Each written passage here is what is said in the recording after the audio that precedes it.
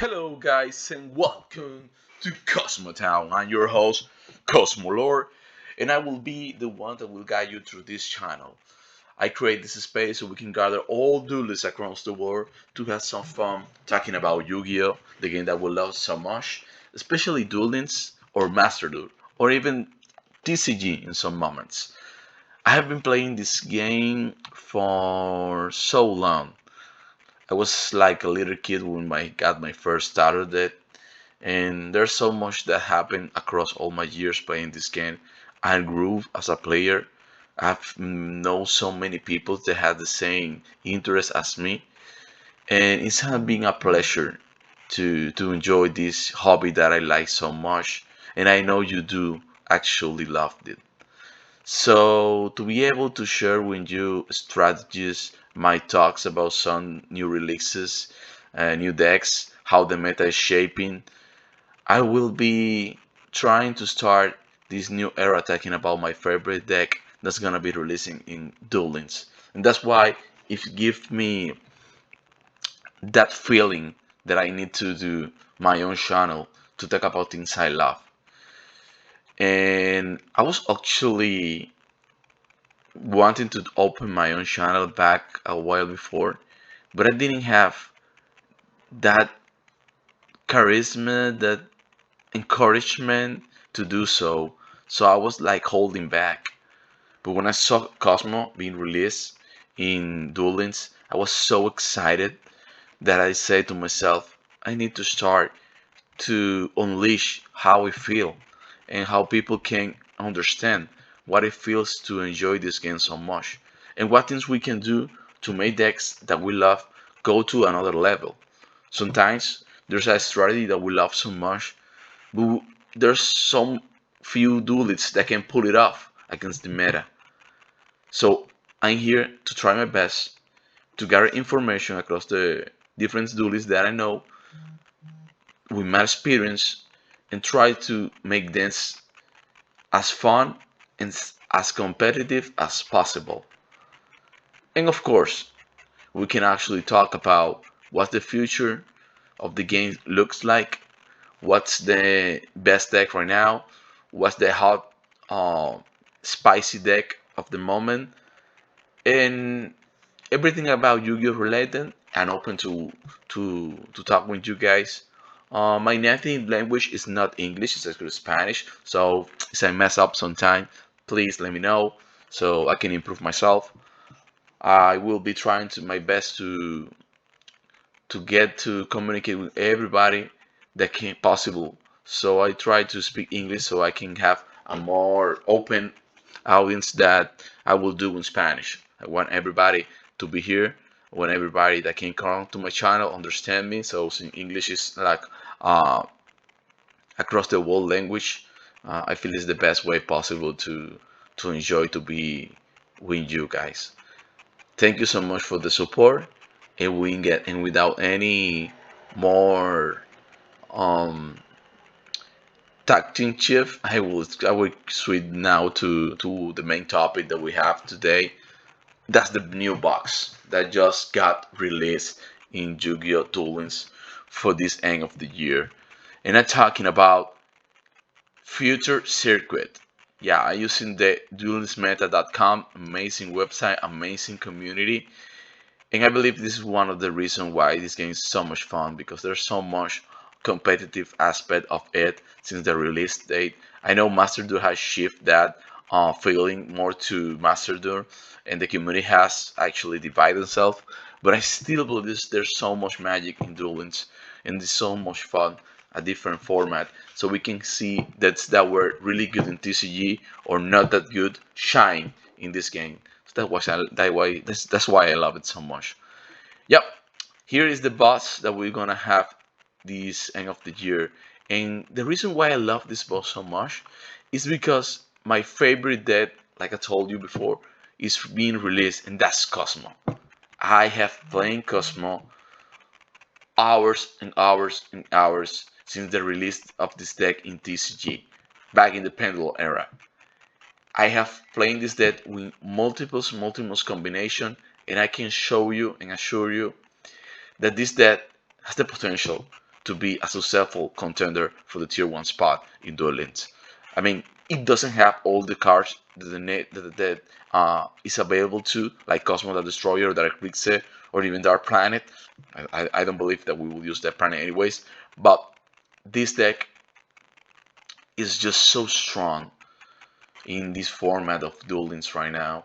And it doesn't matter what format that is supposed to challenge. You can mix with other archetypes to have a good build. For example, in TCG, I just use this deck with Dogmatica and with Destiny Hero Fusion Enforcer, Destroyer Enforcer, and I just love it. The combination that you can do with other archetypes, because this deck is a bit too old for to compete in like simple deck. Maybe an anti-meta version can pull this off, but I don't think it's the best way to play it.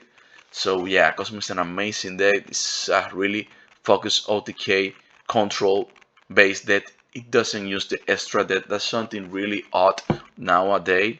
So this will be a really good powerful deck against Mech Knights, sorry, because sometimes Mech Knights open break.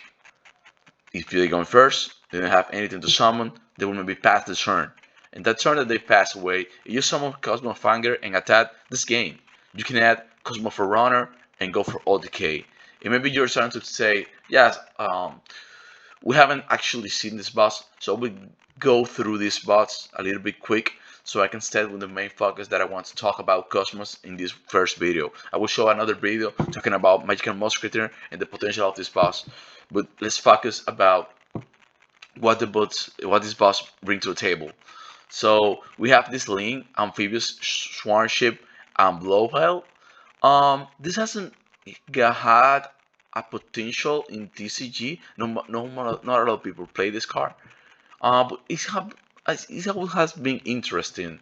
If this card is destroyed, you can target one Link 3 or lower monster in either player graveyard and special summon. If a Link 3 or lower monster on the field is destroyed by battle card effect while discarding your graveyard, you can banish this card from your graveyard, destroy one card on the field. So maybe a deck that can climb to powerful Link 3 decks as quick as possible can use this card. Maybe in the War Chalice archetype or the Trap Piece, this can be good because they have a rank 3, Link 3 or lower monster easily to the field. Or maybe Goki, but I don't think they have space for this one. So I actually don't know if it's gonna be a meta defining extra deck monster. And now we have Firewall Dragon. Okay, Firewall Dragon is a card that was so broken back in TCG that it needs to go away, even through it was the main protagonist ace monster.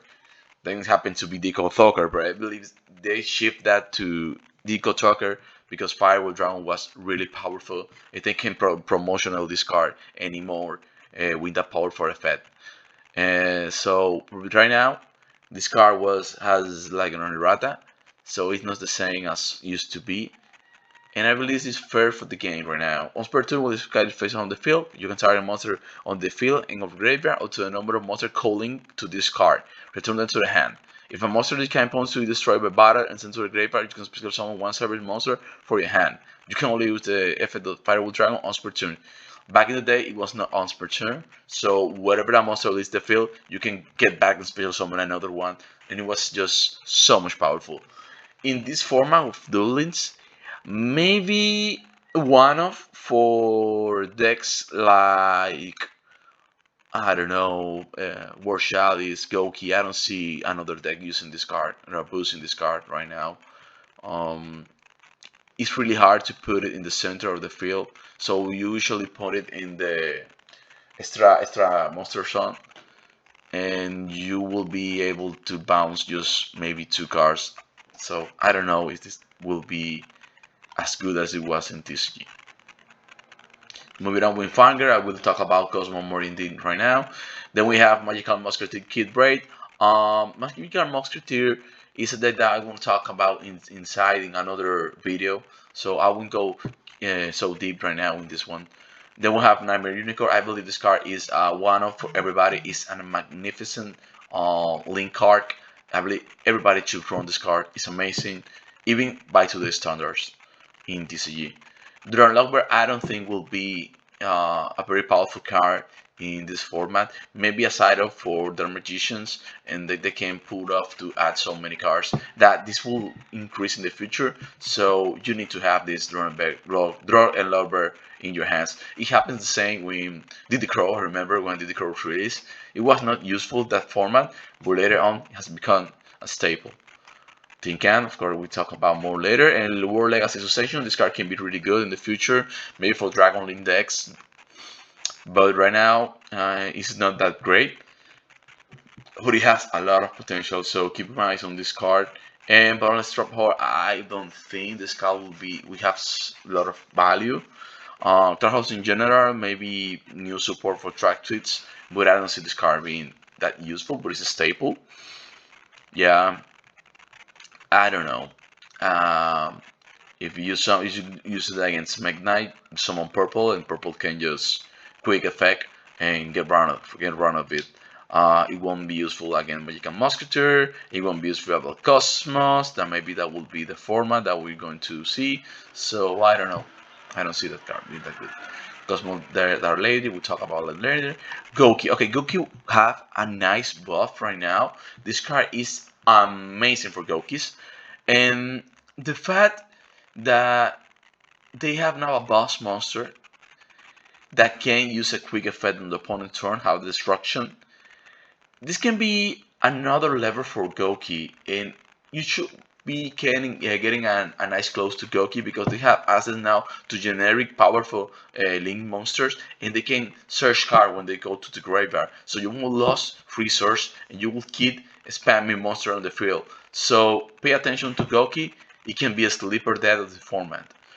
I don't know about 3 star. Yes, this card is good, but overall, without the trap card incarnation, they lose a lot of consistency through the loop of the burning damage. But let's see what they can do. This card can be a problem. Can be a problem for so many decks. I know right now Duel Links have decks that can deal with this easily, playing level 1 Link monster, but there's deck that can over this thing out, and it can be a problem. I don't know how Konami will handle this in the future. Is this can start to be a problem for all future extra decks that will come around? But oh well, we'll see. Nightmare Phoenix, everybody should run this card. Pick one. Darkhold, this card will be useful in Cosmo like a lot. It will be a pain for so many people that you can destroy just a ship, go Darkhold, go Lady, and go Ferrotic right there.